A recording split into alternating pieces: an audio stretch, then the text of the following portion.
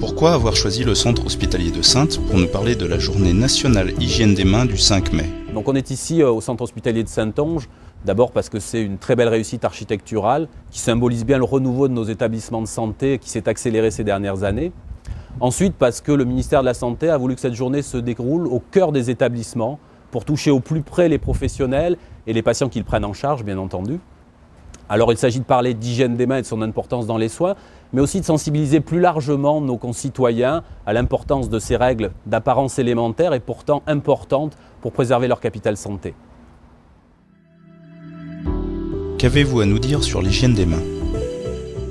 L'hygiène des mains, c'est vraiment le premier outil de prévention que l'on a pour les soins. J'ai été vraiment ravie de l'initiative nationale pour l'hygiène des mains. Ça permet aux professionnels de, je pense, davantage s'investir et de penser que le quotidien peut avoir un impact sur le patient.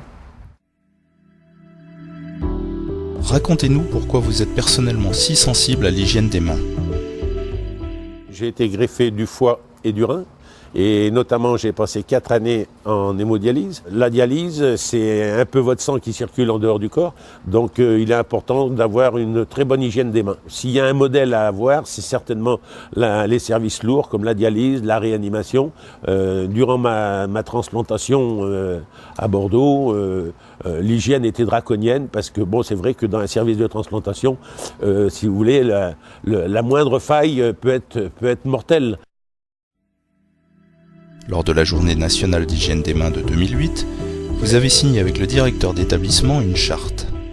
À cette occasion, nous avons rebondi en déclinant une politique institutionnelle d'hygiène des mains validée par toutes les instances de l'établissement, conseil d'administration compris.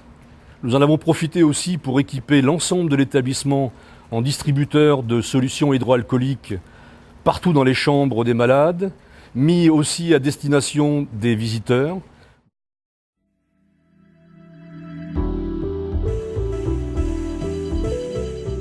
Donc c'est déjà la 3e journée nationale d'hygiène des mains et la 5e que l'on organise dans le sud-ouest. Et il est important de maintenir un côté attrayant à ces journées. C'est pourquoi, suite à la demande de nombreux hygiénistes, nous avons essayé d'élargir le champ en parlant de port des gants, qui est un sujet voisin de l'hygiène des mains et qui a fait l'objet d'une petite révolution de concept à travers la parution des nouvelles recommandations de la Société française d'hygiène hospitalière. Nous avons donc essayé de proposer des outils pédagogiques attrayants pour faire échanger et parler les professionnels autour de ce thème et avancer dans la connaissance de la prévention. Maintenant, ces journées ne peuvent qu'exister de par l'implication des établissements de santé, des professionnels, hygiénistes, correspondants et de la façon dont ils s'approprieront les concepts. Donc, cette journée leur appartient et j'espère qu'ils en feront le meilleur usage.